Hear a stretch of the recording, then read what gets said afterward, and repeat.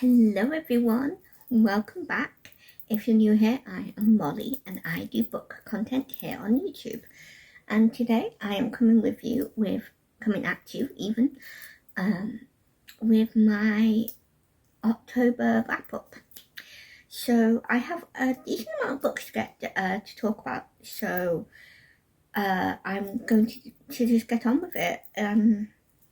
I'm not going in any particular order, but I will go through it on my bullet journal reading log that I have written it. There we go. So yeah, let's get started. I had to see where I got up to. So the first book I'm going to talk about is a audiobook that I listened to from my local library app, and well, it's not local library app, but the library app that we have here in the UK, and that is The Mysterious Case of Dr. Jekyll and Mr. Hyde. I think it's that, or it's The Strange Case. For some reason I just keep getting that confused, but either way, Dr. Jekyll and Mr. Hyde. This is, as far as I'm aware, the unabridged version, I hope. So yeah, and that's by Robert Louis Stevenson, and yeah, I gave that a 4 star. I enjoyed it. It was definitely creepy. It definitely has themes on about ethics, and on people playing God, essentially. It's similar to Frankenstein in that way, in terms, but instead of creating a separate. We all know it's a class. We all know the book, right? I'm assuming it's a classic. It's an old book, so I'm assuming you know. Because I was just about to say a spoiler. So if you're kind of against hearing spoilers for classics that have been around for over 100 years, then I don't know what to tell you. It's fine if you don't, but if you don't want to hear the spoiler, I'll just ignore it, to be honest. But it was interesting. It was scary. Although not that scary. Creepy. However, because it's an audiobook, I do find that I missed bits of it. Like, if you ask me about the ending of the book, I could not tell you what happened. Not a clue. I seem to have like blacked it out or something. I don't know what happened. Because I know I listened to it. It's finished. I know all of that. Do I remember what happened at the end? Nope. So I do think I would like to read it physically sometime. I do have the physical book. I didn't bring it up with me actually, but I listened to it on audio instead because I knew I wouldn't have the chance to get to it physically. Because I did actually want to read it for the October month, because obviously it's considered a spooky month because of Halloween. Not that I celebrate it, Halloween, but yeah. So yeah, I did enjoy it. I would like to reread it so then I actually know what happens at the end. And also, just in case I've missed things, for any of you who don't know, I am hard of hearing. So audiobooks can be a bit difficult for me to take things in, partly because of the hearing, as well as also partly because I just take things in a bit easier when I'm reading physically, or, you know, as an ebook. So yeah, but yeah, I did enjoy it. I gave it a 4 star. It might be higher if I read it physically. So yeah, it was a good book. I did use it for readathons. I completely forgot last month about Chantel's autumn reading bingo that she's doing for the months of September, October and November. So completely forgot to talk about that in my last wrap up, and also in my TBR. Or certainly my TBR, maybe not my wrap up actually, I don't know. But yes, anyway, let's have a look. Actually, did I use it for any yearly readathons? I don't actually remember. I don't think so. Okay, yeah, I didn't use it for any yearly readathons. It was just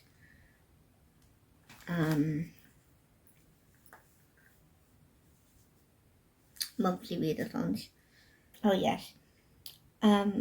So I took part. Should I do the readathons after? I might go through all of my readathons after and just quickly go through with what books I used for what prompt, because it might be a bit easier. It's worth a try at least. But yeah, that's the first book I'll talk about, Dr. Jekyll and Mr. Hyde. The next one is Pride and Prejudice by Jane Austen. That was also an audiobook. I listened to that through Spotify. And I enjoyed it, but I gave it a 3.5. Now don't come at me, okay, all you massive Pride and Prejudice fans and Jane Austen fans. I'm going to explain why I gave it 3.5. Like I said, I struggle with audiobooks, and because a lot of Pride and Prejudice anyway, a lot of it is just descriptions. There's not really much dialogue for a 400-page book, which is, I think, approximately how long it is physically. I just struggled to take in all of the information because there's very little dialogue to kind of not just break it up, but also to kind of reinforce what's going on. And I just found it difficult to really keep up. I got the gist, but to be fair, I didn't need to listen to the book to get the gist. I already knew, because obviously it's an old book, so it's kind of hard not to know, like with Dr. Jekyll and Mr. Hyde. So I did enjoy it. I would like to read it physically. I think that would help a lot. I think I would take in more information, and hopefully I would give it a high rating. So that is a book I want to reread technically, just physically, or at least, with my eyes and not my ears. It doesn't have to be physically, it could just be on my Kindle. But yeah, I did enjoy it for what it is. Because I struggled to really understand what's going on, I didn't really get the hype. But again, reading it physically might help me to get the hype. I did get some of the hype though, like with Mr. Darcy. But yeah, just reading it physically I think would be a better idea. But I did enjoy it for what it is. I could definitely see why people like it. But yeah, it was a good book. Okay, the next book I read as an ebook. This was, oh no, that's not it, sorry, hang on. Oh, okay, yeah, so actually it still counts. The next book I read as an ebook on my Kindle, and that is The Brother Cadfael Chronicles, and it's the first book in the series, and that is A Morbid Taste for Bones, and this is by Ellis Peters. And Ellis Peters is a pen name. It's not the actual author's name. The author is actually a woman. She was brought up in a Christian school, I think. I can't remember if it was Church of England or Catholic. But it's set in the medieval times, I think in the 1100s. And obviously, as you can tell by the name Brother Cadfael, it is a Welsh character. I don't think the author's Welsh. I forgot. I may have seen it. I don't think so. I think she grew up in England, but either way, she's British. And Brother Cadfael is a monk. He lives in a monastery in somewhere in England, and I can't remember where. But anyway, it's a murder mystery series. It's a 20-book series. It's very long, although for those of you who read cozy mysteries, I already know some of those series are very long, like 50 books or whatever, so, but it's still a lot of books, especially for me. I'm notoriously bad with series.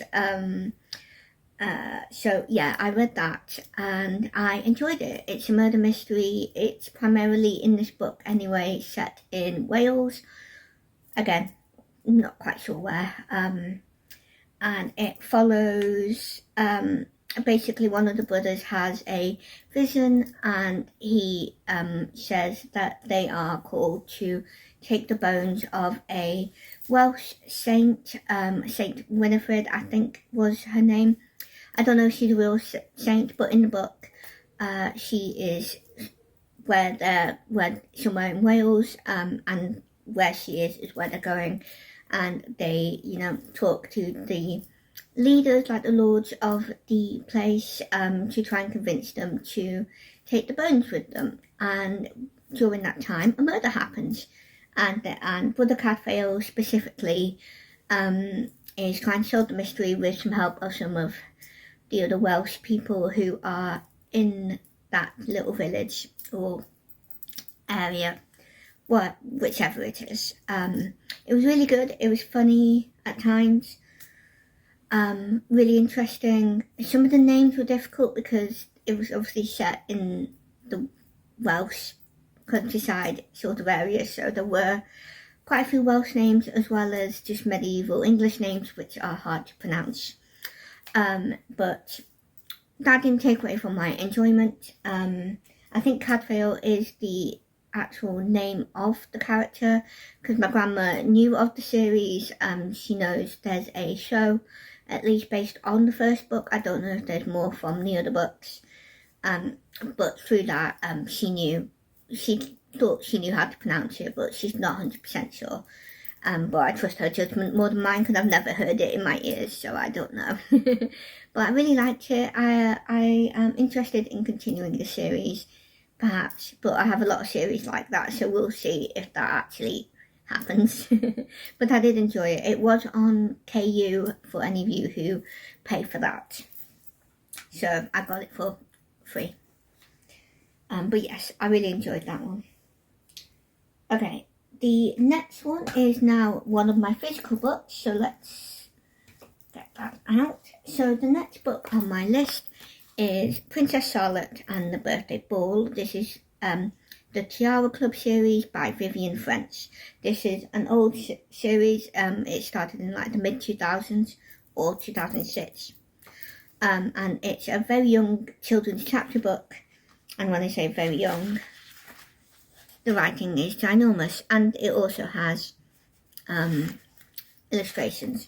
Illustrations are really cute. I really want to kind of draw the princesses because they're all just really adorable. And they've got some cute little outfits as well. They all are. So this is the main group of friends in the series. It mainly follows each girl in each group. So Princess Charlotte is the first girl we read about.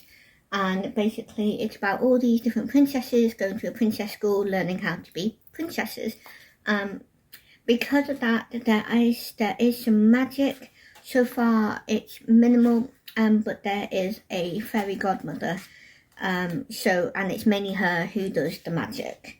So it's all very wholesome if you're okay with magic in a wholesome context.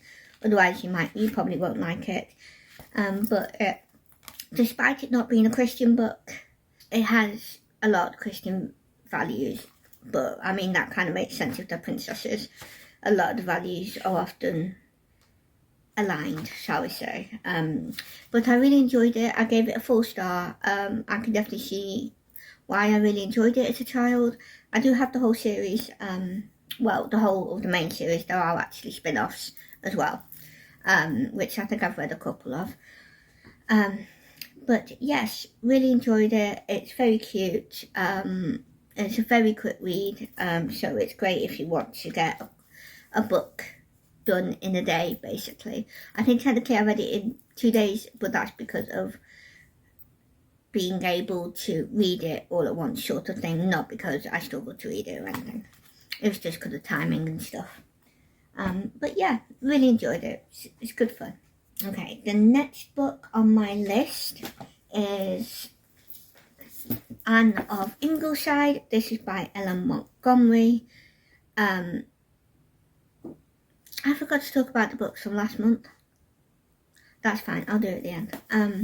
This is a, what's the phrase? I had to bring it through to October because this was the September read for the Year of Maud challenge that Chantel's doing.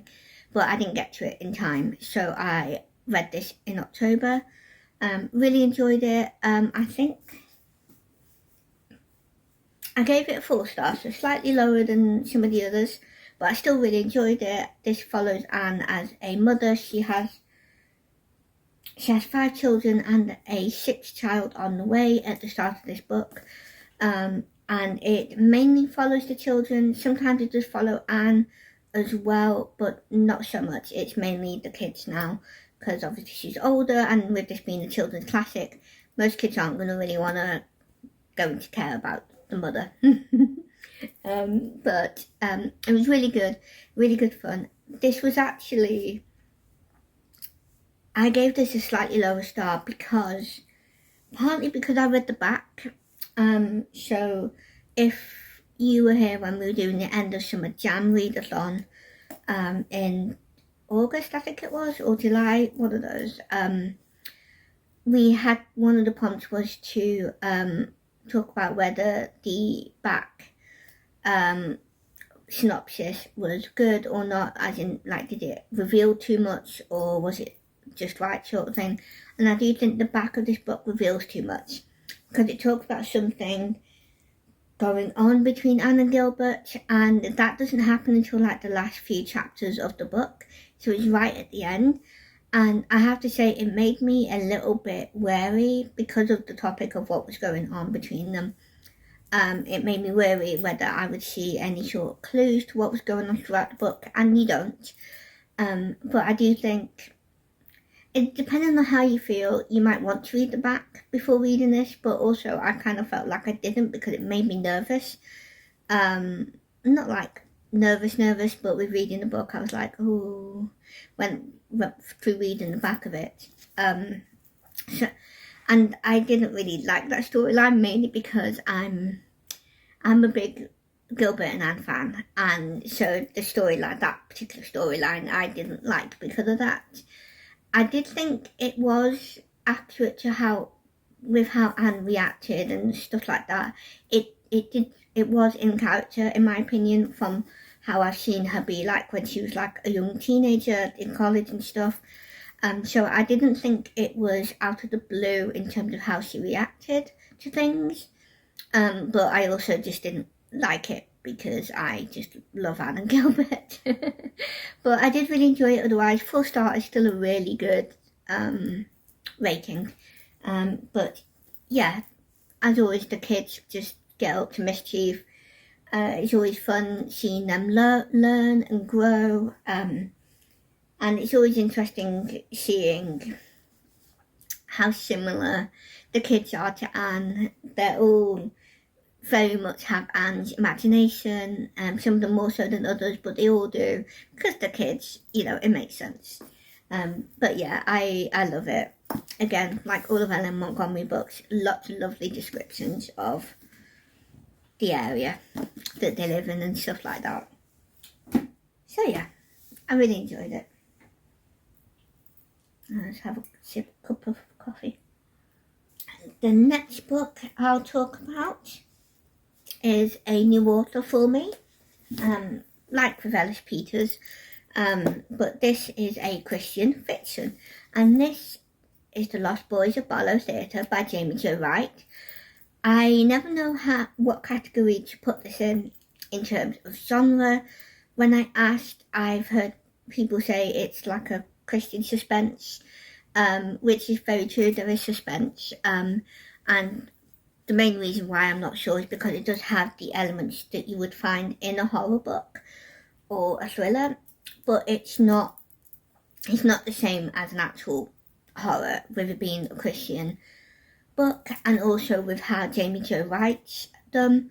From what I've heard, and I can definitely confirm, she does kind of like the whole Scooby-Doo sort of way of doing things, where things look like they could be supernatural or ghostly, stuff like that, but there's real world reality explanations for the different things happening.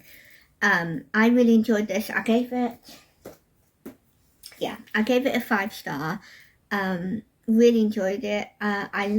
There's not loads of faith content in it, but there is some. It definitely wrestles with the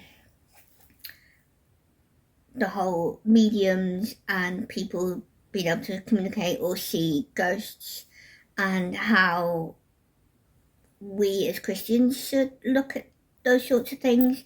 So it tackles that. There's not loads of the medium stuff, but there's definitely, in terms of the main mystery and the main situations that look supernatural, there are explanations for those. I did find, this is dual timeline, by the way.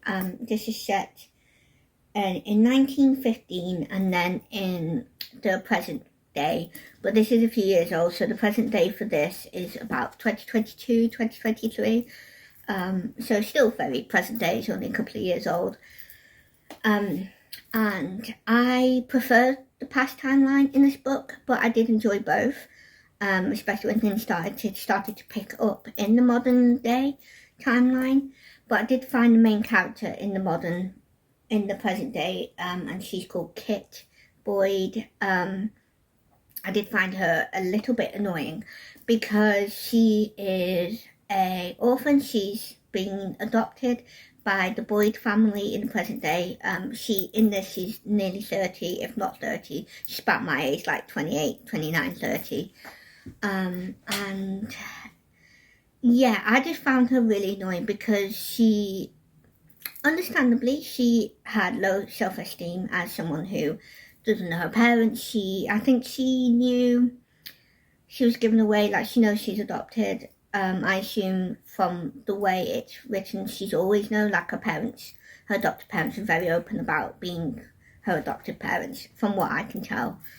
But she, as a nearly 30-year-old woman, she is still holding on to all those just negative feelings about feeling inadequate, about being abandoned. And whilst I understand that, there isn't really any growth.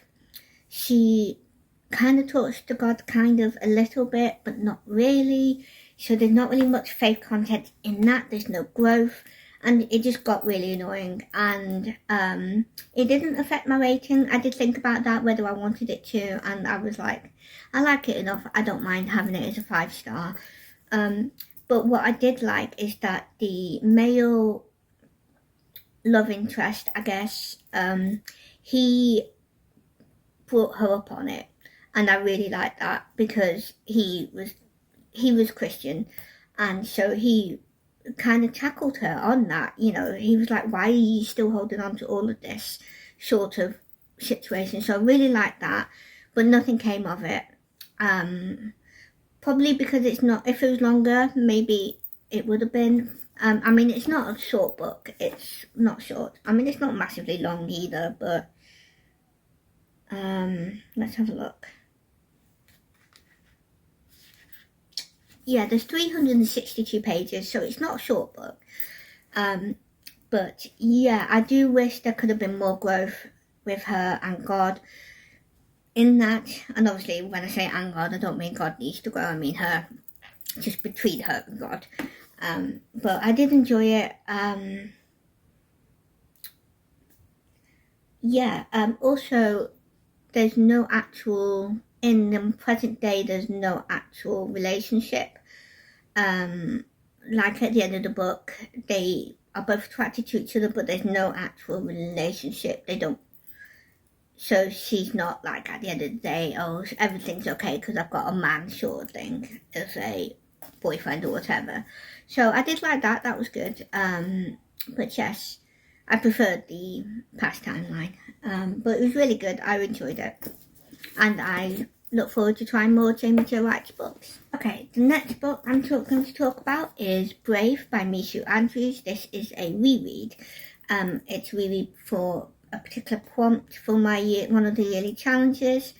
And that was Oshina's Read Christian Romance. And again, this was a 5-star. Yeah, 5-star. I really enjoyed it. Yeah, there's not really much else to say. This is book 1 in the King David's Bride series.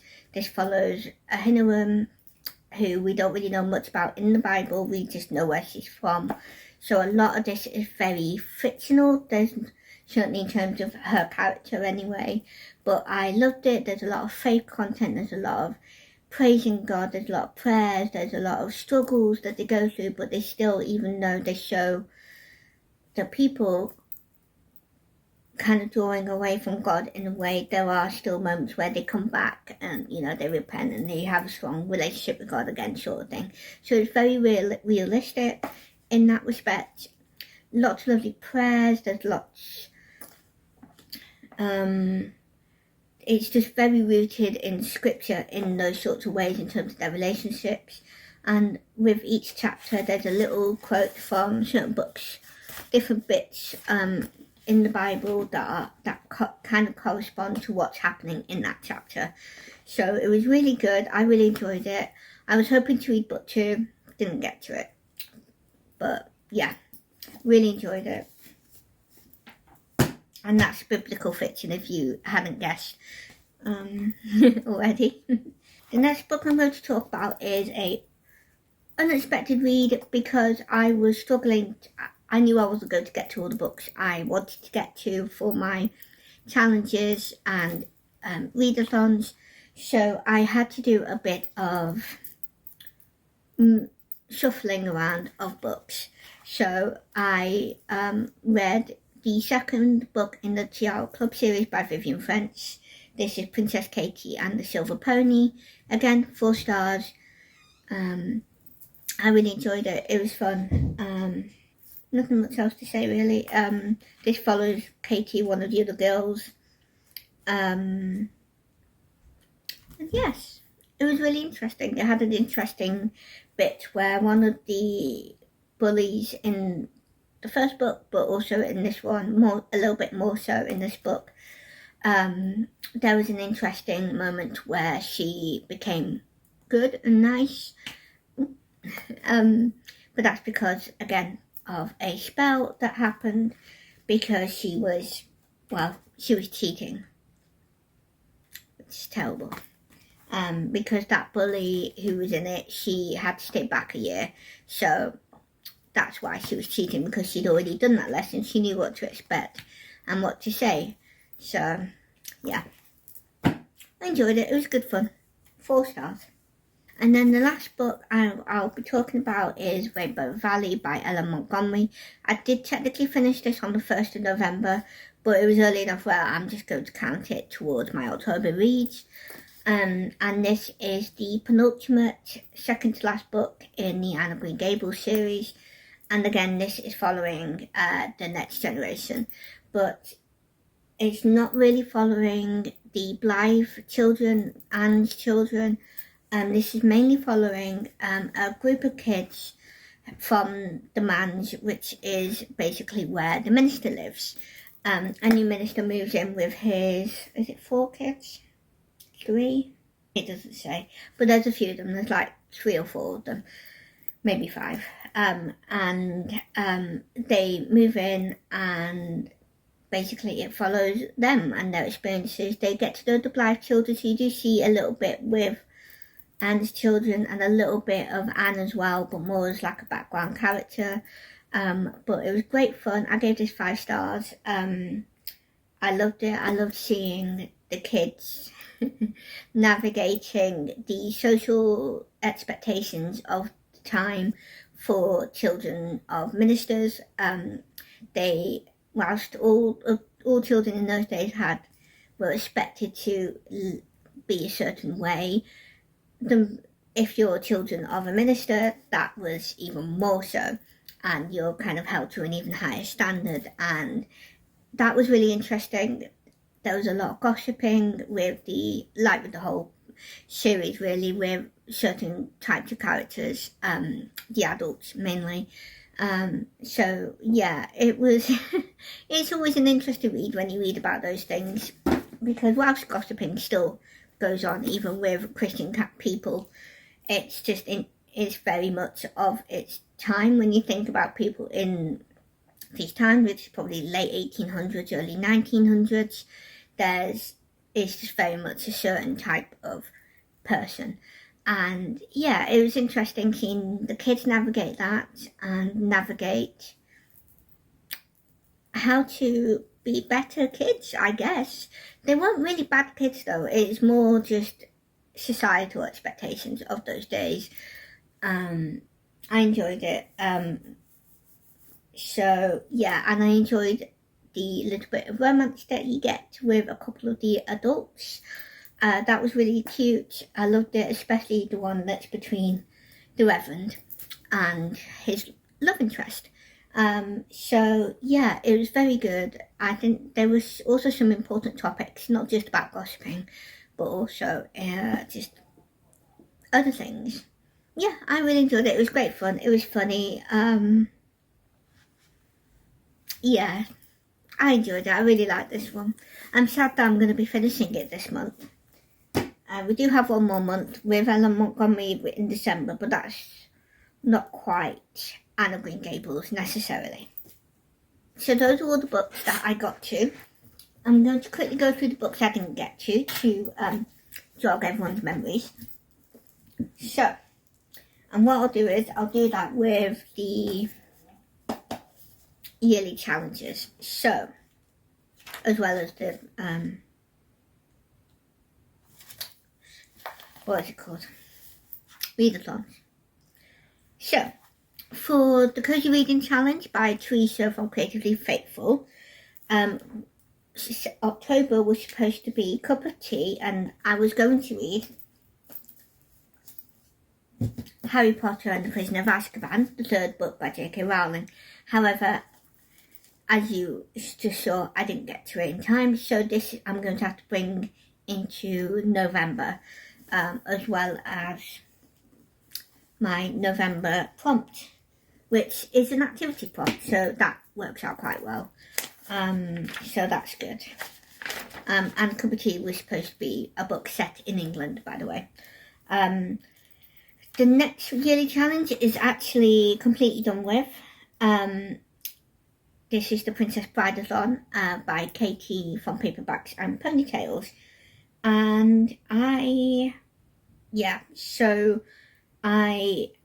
finished it with Pride and Prejudice from last month in October, for the MLT, which is Second Chance Romance.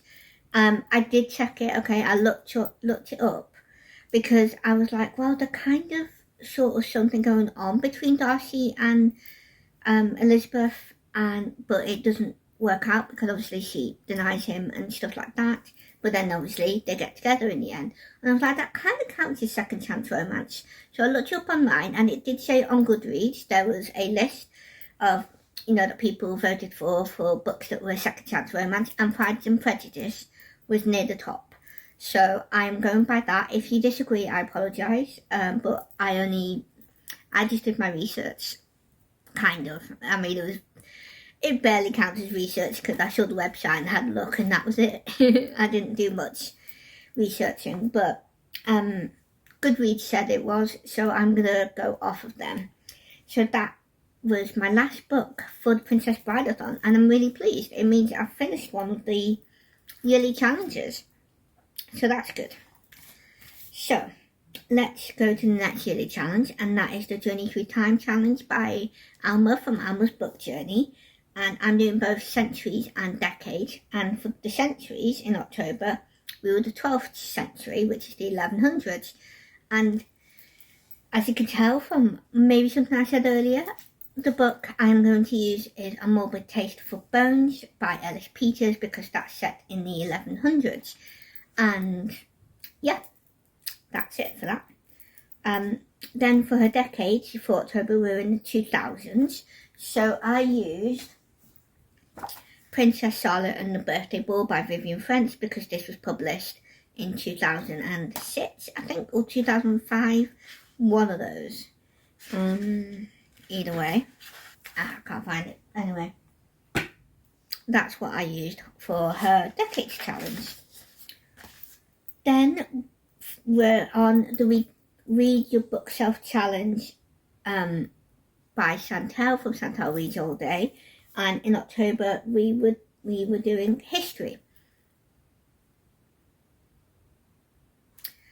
So for the history prompt for Chantel's, I actually used the Wartime Book Club by Kate Thompson. And I forgot that I read.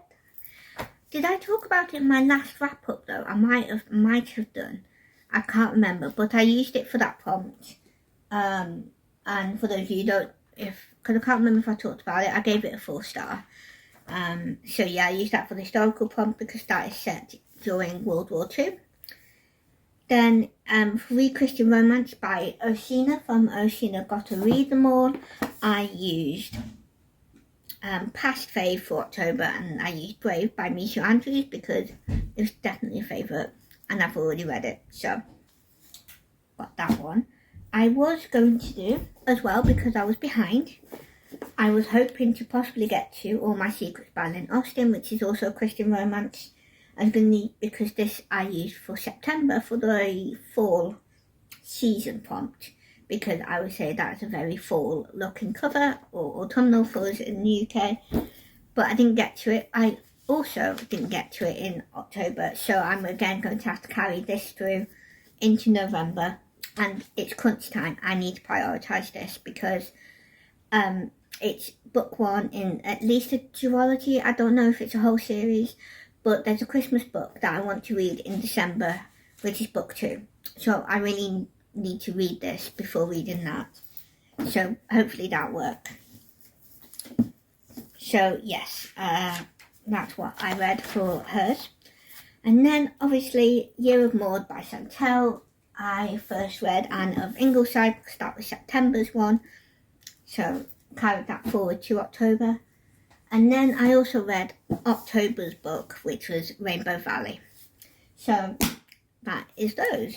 And those are all of the yearly challenges. So let's go into the monthlies. So there is one from what I told you about earlier, that I forgot about, and that was Chantel's Autumn Reading Bingo, which goes from September to November, including November.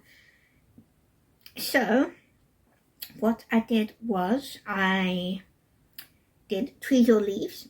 So Trees or Leaves I did actually use for Rainbow Valley, even though it's not really a fall or autumnal looking book. The book does go through multiple years. Actually not multiple years, but it goes through at least 1, maybe 2 years. So it does kind of count, and also I read it during autumn, so I'm counting it for that. I hope that's okay. Then I also got to Creepy, and I used Dr. Jekyll and Mr. Hyde for that one. So, because that was creepy. I didn't actually get to the 3 that I wanted to, so how I was going to split it up was do 3 prompts for each month, because there are 9. I actually only got to 2, so it means I have 4 prompts to get to this month in November. But that's fine. It should be reasonably easy, I think. So, now let's go on to the monthly readathons. So, the first readathon I'm talking about is the Middle Earth Readathon. This is hosted by Reese from the writing Songbird, but there's also Celestria from Celestria, that's her handle, Holly from Lovely Day with Holly, and also Kristi from Kristi A. Cole. And there are 2 teams. There's the Lord of the Rings team and the Hobbit team. I prioritised the Hobbit because I was hoping to read that. But I also did a couple of prompts for the Lord of the Rings, and I will start with those.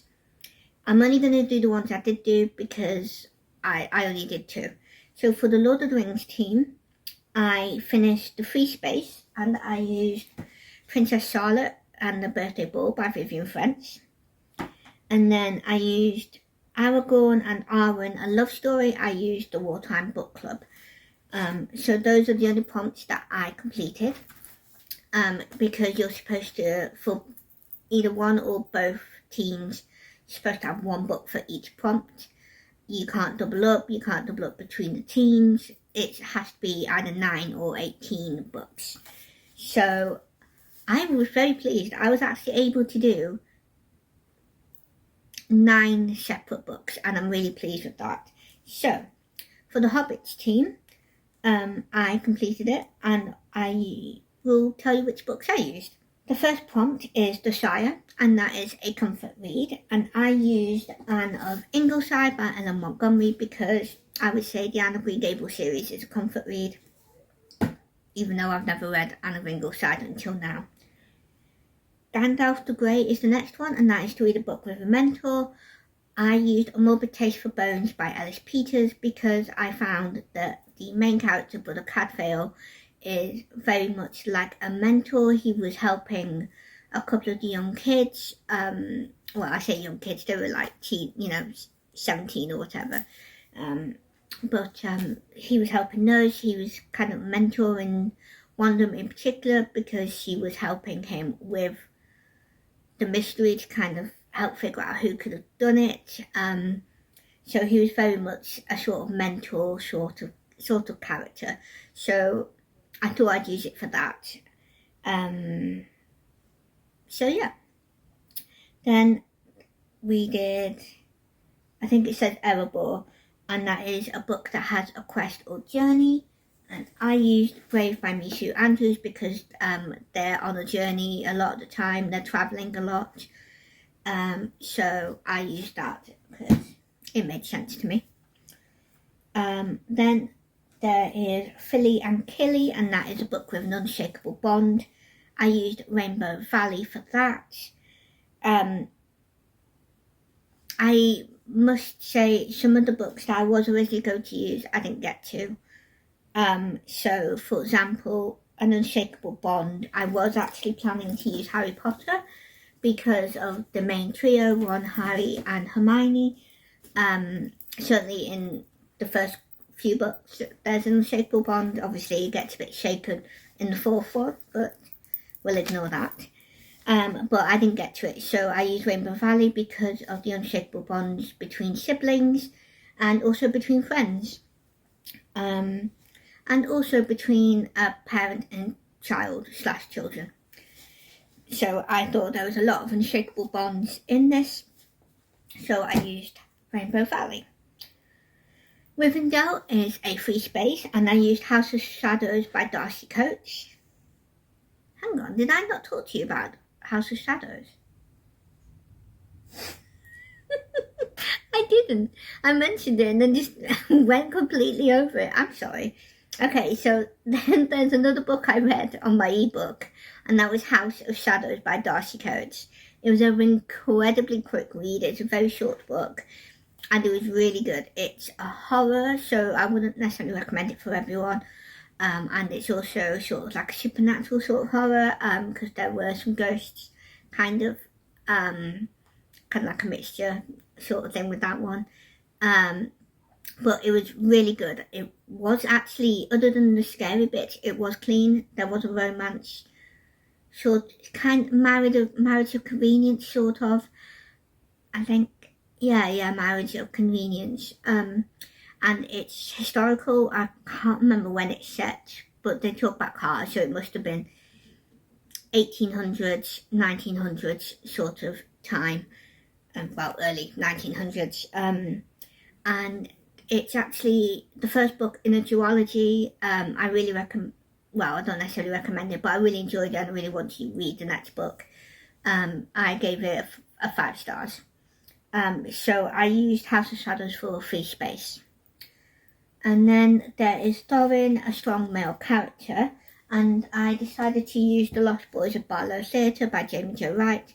I thought there were a couple of strong male characters in this, so I used that. Then the next prompt is Bilbo Baggins, and that is an unlikely hero, and I used Princess Katie and the Silver Pony by Vivian French for that, because as I said about the bully, she makes a wish of basically the sort of thing that a princess should be, sort of being good, being truthful, and all of that sort of stuff. I can't remember what exactly she says. Let's have a look, because it'll tell me. Here we go. So, the wish that the bully makes, because she knows what won last year, in terms of, she stayed back a year. So the wish that won last year was, I wish not for a perfect face, but truthful heart and perfect grace. And that was the winning wish sort of thing that one of the characters from the Bullies year technically said in that previous year, but obviously she stayed behind. She knew what would win, so she made that wish. And basically because of that, she actually became a hero, and which obviously, because she's a bully, it's unlikely. Because of the wish, it was lasted for 24 hours, and so because of that, she basically sort of not sacrificed herself really, but you know, she was very truthful about the fact that she lied. She helped the main girls prepare for the winnings, I guess is the way to call it, because they get to ride in a coach. Like, I can't remember if it was a silver coach, but it was a very pretty coach, which was kind of like a winning activity for whoever wins that wish. So yeah, I would say very unlikely hero for that one, and that's why I used this book for it. Okay, the next one is Legolas and Turiel, and that is Forbidden Love, and I used The Ballad of Songbirds and Snakes for that, because I did technically finish that in October. I used it for that prompt, even though I know I talked about it in